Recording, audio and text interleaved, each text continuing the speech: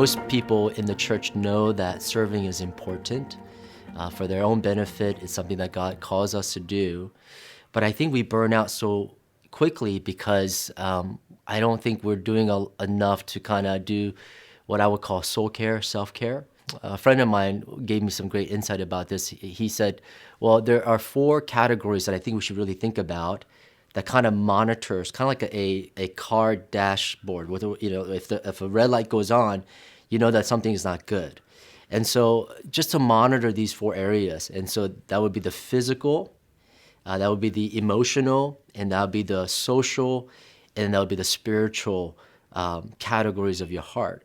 And I think if you monitor these well and really try to find good rhythm and pace within these areas, I think you can really run hard and have good ministry balance in your life. And so, for example, physical, I think people burn out because, they are maybe not exercising enough, they're not getting enough proper sleep.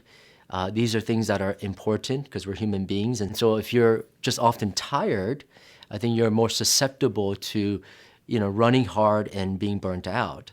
Emotional, I think, there are things that maybe are just sort of weighing you down, and it's hard to serve well and at the same time when you're emotionally unhealthy.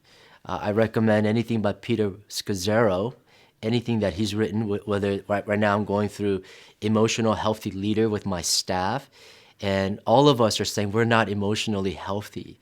And we're all running hard and serving our church as faithfully as we can. So I think there's a lot that Peter Scazzero can offer, but just having a high emotional IQ.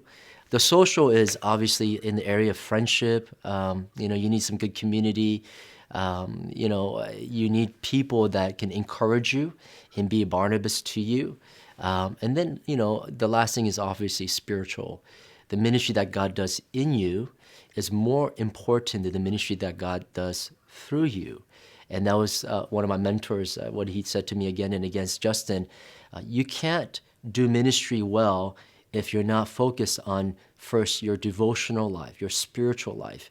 And it's the outflow of your times with the Lord where you're spiritually in a good place, then you can do ministry well to other people. It's the vertical that's really the priority, and then the horizontal comes later on.